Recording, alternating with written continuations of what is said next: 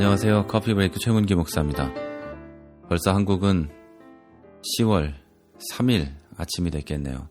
여기 시간은 10월 2일 10시 30분쯤 됐습니다. 밤이고요. 오늘 저는 악기점에 가서 마이크를 하나 샀습니다. 이 방송을 조금 더 좋은 소리로 여러분에게 전해드리기 위해서 마이크를 하나 샀어요. 물론 비싼 마이크는 아니고요. 그냥 쓸만한 것으로 샀습니다. 이 마이크는 한국에서 계속해서 방송을 듣고 계시는 그리고 우리 카페에서 가장 열심히 활동하고 계시는 한 분께서 저에게 추석 때 이 멀리 있는 저한테도 선물을 하나 보내셨어요. 떡이나 사 먹으라고 이렇게 보내신 이 선물이 있는데 그걸로 이제 마이크를 샀습니다. 제가 그걸 떡을 해 먹거나 다른 것을 하는 것이 좀 마음에 걸리기도 했기 때문에 마이크를 샀고요. 그 마이크로 지금부터 또 오늘 계속해서 방송을 해 가도록 하겠습니다. 물론 마이크 하나 샀다고 별 어줍지 않은 방송이 갑자기 좋은 방송으로 변하는 건 아니겠지만요. 그래도 조금이라도 나은 방송, 조금이라도 듣기 좋은 소리로 여러분에게 전화드리도록 노력하겠습니다. 마이크가 좋다 보니까요. 밖에 지나가는 트램이나 자동차 소리까지 전부 다 들어오는 것 같고 제가 움직이는 소리 하나하나까지 다 들리는 것 같아서 좀 불편하긴 하지만 그래도 아이패드 하나로 녹음할 때보다는 더 좀 큰 소리가 여러분에게 전해지지 않을까 하는 생각으로 나름대로 기뻐하고 있습니다. 여러분 어쨌든 가을입니다. 세상에 어디를 봐도 가을이라는 것을 느낄 만한 그런 가을이죠. 10월쯤 되면 이 체코는요 점점 추워집니다. 한국도 그렇지만 여기는 급격히 추워지고 10월 말쯤 되기 전에 눈이 옵니다. 그리고 모든 자동차는 겨울 타이어를 껴야 되고요. 겨울에 대비해서 여러 가지 준비들을 하는 곳이 바로 이곳 체코입니다. 체코뿐 아니라 거의 모든 동유럽의 국가들은 그러고 있다고 저는 알고 있습니다. 자, 여러분은 가을 준비, 겨울 준비 어떻게 하고 계십니까? 가을은 이미 준비하기 전에 찾아와 버렸습니까? 아니면 가을을 준비하고 맞으셨나요?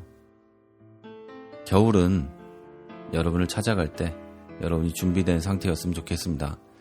여기서 준비가 안 돼 있는 겨울을 맞으면요. 이 체코, 동유럽에서는 큰 낭패를 경험하게 되거든요.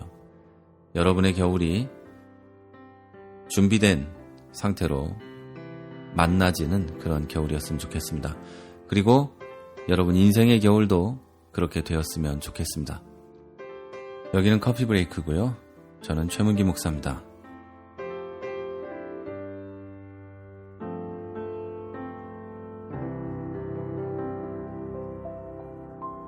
우리 믿는 사람들은 참 기도 열심히 합니다. 그리고 그 기도를 또 이런 식으로 생각하죠. 미래를 위해서 저장해 두는 것, 미래를 위해서 좀 쌓아놓는 것 이렇게 생각을 합니다. 물론 틀리다는 뜻은 아닙니다. 내일 일어날 일을 위해서 10년 후의 나를 위해서 인생과 신앙을 위해서 준비하는 것 그것이 바로 기도이기도 합니다. 신앙생활에 있어서 그리스도인에게 있어서 가장 중요한 것 중에 하나입니다.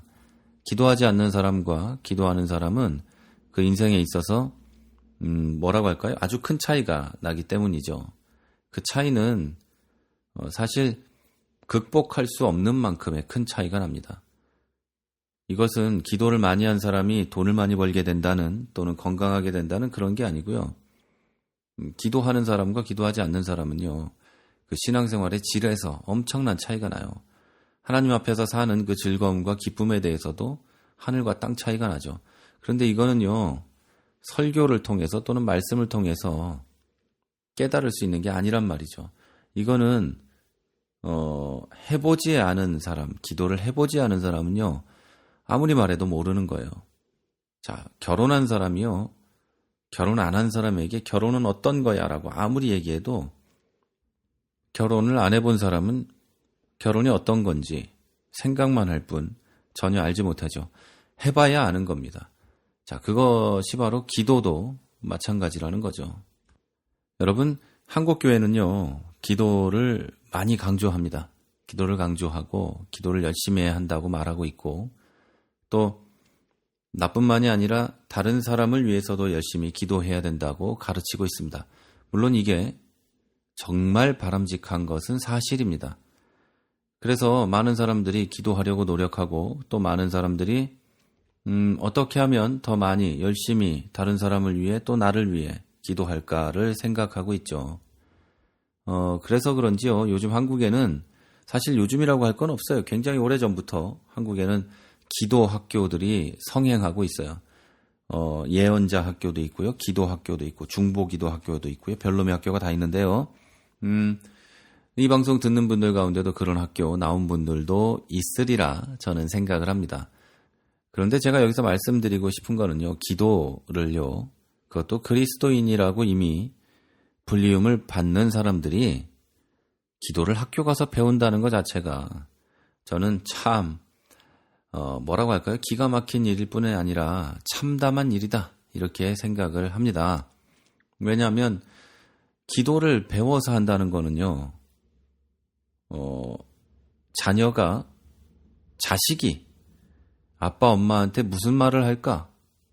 이걸 학교가에서 배워서 한다는 거랑 똑같은 겁니다.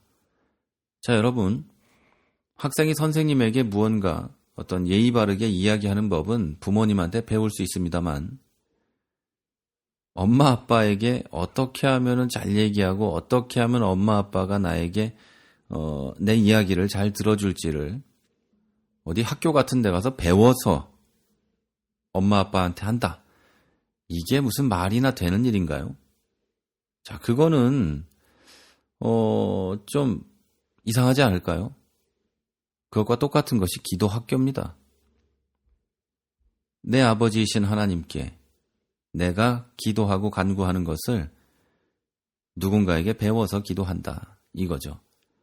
자, 기도의 기술을 가르치고 타인을 위해 기도하는 법을 가르치는 학교. 이른바 중보기도 학교 같은 것들이 있죠. 그런데 말이죠, 여러분. 기도의 방법은요. 성경에 기록된 예수님의 가르침 외에는 다른 것이 별로 필요가 없습니다. 그것도 예수님께서 가르치신 그 기도, 그거 외에는 다른 기술이 우리에게 필요하지 않습니다. 다른 방법도 우리에게 필요하지 않죠. 오늘은 산상수훈의 가운데 껴 있었고 또 누가복음에 가서도 등장하는 그 주기도문에 대해서 잠깐 얘기를 해보려고 합니다.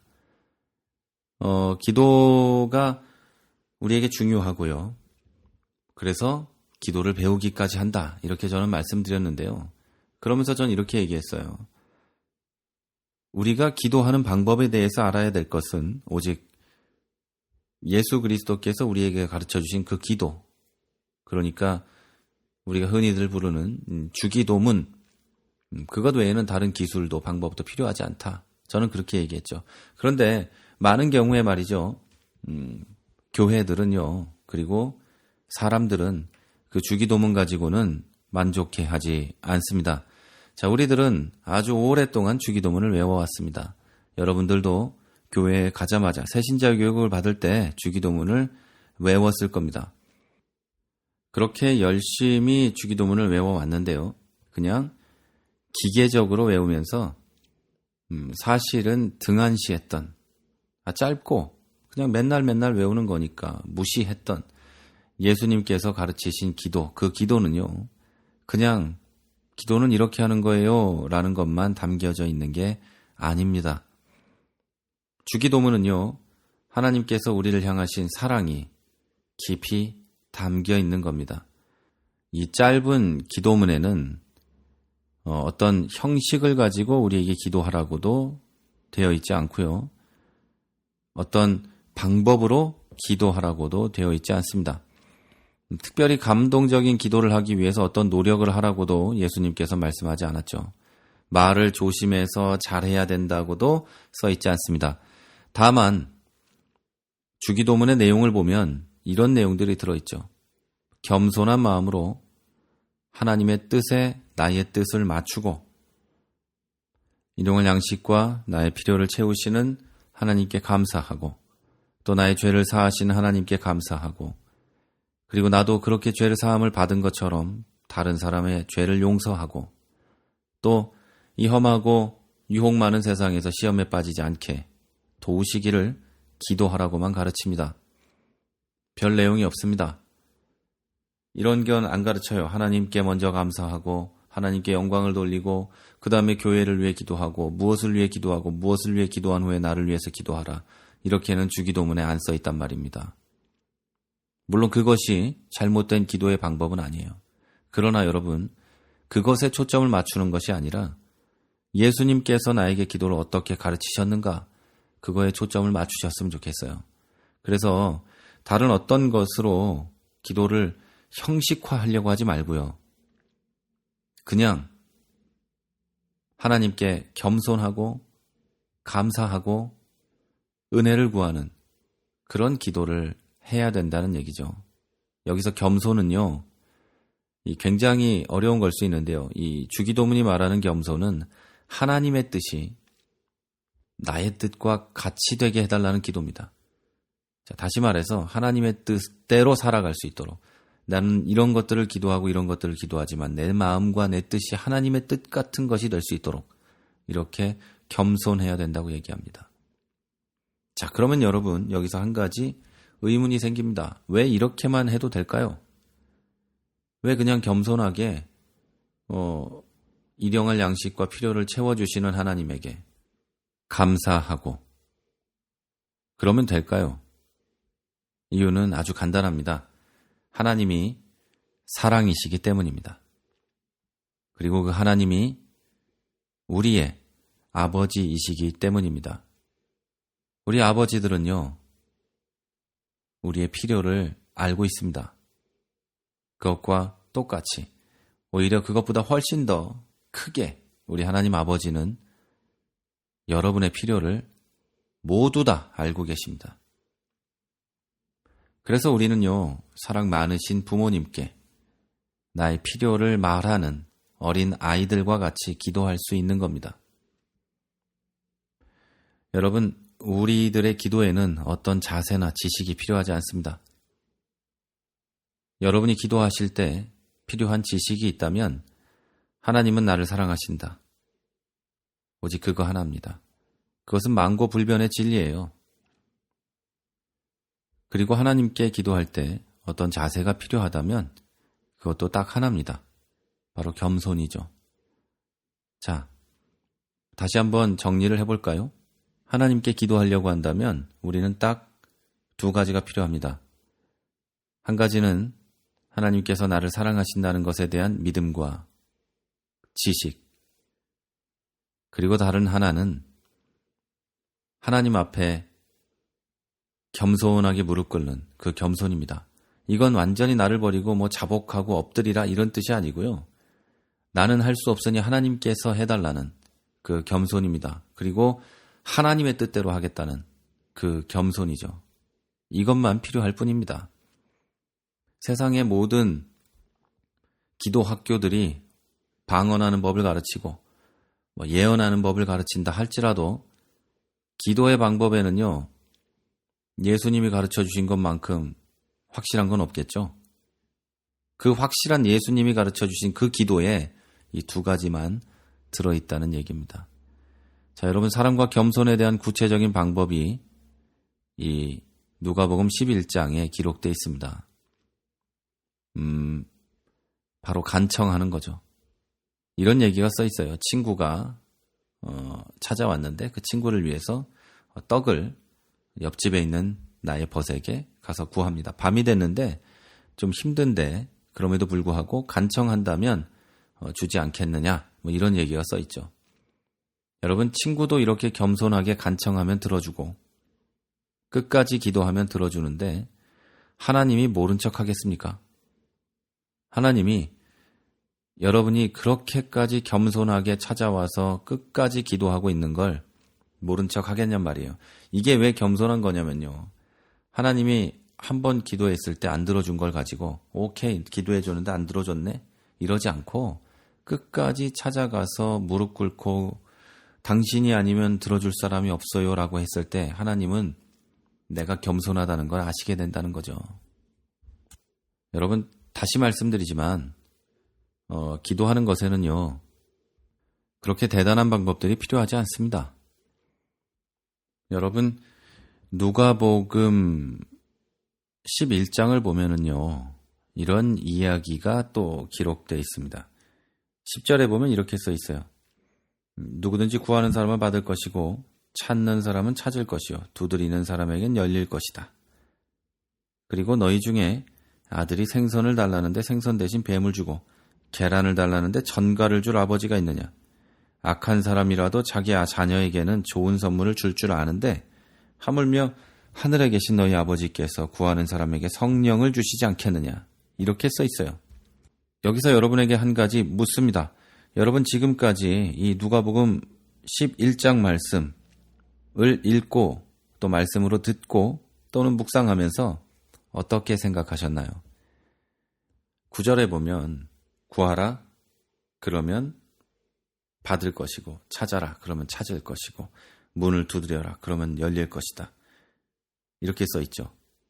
자, 그리고 나서 10절부터 제가 아까 읽어드렸죠. 조금 전에 구하는 사람은 받을 거고 찾으면 찾을 거고 두드리면 열릴 것이고 생선을 달라는데 누가 뱀을 줄 것이냐.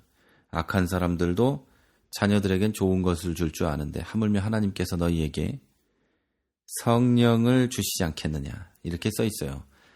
제가 왜 계속 이걸 읽었을까요? 2번이나. 여러분 혹시 그동안 이 말씀을 읽으면서 혹시 앞에 쭉 얘기하는 받고 찾고 열릴 것에 대해서 뭐라고 생각하셨나요? 그리고 좋은 것을 줄 줄 아는 아버지 무엇이라고 생각하셨나요? 무엇을 주는다고 생각하셨나요? 13절에 그렇게 답이 딱 써 있어요. 구하는 사람에게 성령을 주시지 않겠느냐.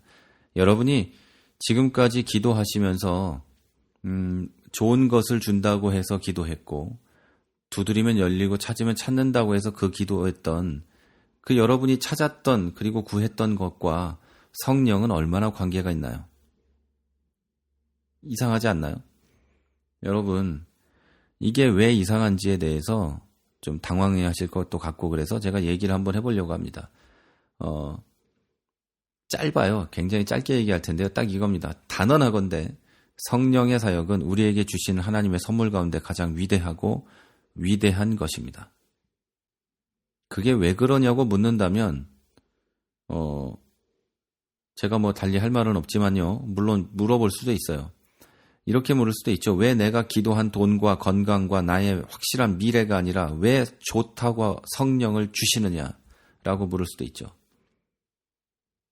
자, 그건요. 정확히 답변을 드리자면 이겁니다. 성령 하나님께서 여러분을 위해 일하시기 때문입니다. 다시 말해서 여러분에게 가장 좋은 것은 돈이나 건강이나 명예나 미래가 아니라 바로 성령의 사역입니다. 그래서 하나님께서는 기도하시는 여러분에게 가장 좋은 것으로 성령의 사역을 선물하시는 겁니다. 자, 여러분에게 좋은 것은 성령의 사역이에요. 여러분이 겸손하며 간절하게 드렸던 기도는 성령의 역사를 선물로 받게 하는 겁니다. 성령의 역사로 여러분의 기도가 응답되는 거기 때문에 성령의 역사가 있다는 것은 여러분에게 최고의 응답이 되는 겁니다. 하나님이 여러분에게 돈을 주지 않을지 모르지만 성령의 역사는 여러분을 은혜롭게 하고 여러분에게 하나님의 축복을 가져오게 할 겁니다. 여러분 이제 기도를 잘하기 위해서 어떤 노력하는 것도 멈추십시오. 방언이나 예언이나 하기 위해서 노력하던 것도 부탁합니다. 멈추십시오. 그런 건 하나도 중요한 게 아닙니다. 여러분은 그저 겸손함과 간절함으로 사랑이 많으신 하나님 아버지께 기도하시기를 바랍니다. 그러면 하나님께서는 여러분에게 성령의 역사를 선물하실 겁니다. 그리고 성령께서는 여러분에게 일하실 겁니다. 여러분, 한 가지만 묻고 방송을 마칩니다. 혹시 여러분 어떻게든 하나님께 잘 보여서 무언가 얻어내려는 기도를 해본 적이 있으십니까? 그래서 하나님을 막 칭찬하는 미사여구를 갖다 붙이고 내가 이렇게 불쌍하다는 것을 호소하기 위해서 하나님께 나의 불쌍함을 갖가지 말로 표현하고 한 적은 없습니까? 아니면 대표 기도를 할 때 하나님께 드려지는 게 아니라 사람들 잘 들으라고 온갖 아름다운 말들을 동원한 일이 있습니까? 없다면 지금 당신의 기도는 어떻습니까? 지금까지 프라하에서 최문기 목사였습니다. 크리스천 TV는 팟빵과 아이튠즈 그리고 유튜브를 통해 매일 방송되고 있습니다. 앞으로도 건강한 교회, 상식적인 성도를 꿈꾸는 여러분과 함께할 것을 약속드립니다. 크리스천 TV는 여러분의 하트와 별점 그리고 다운로드로 운영되고 있습니다. 살짝 눌러주시는 센스를 기대해봅니다. 크리스천 TV였습니다.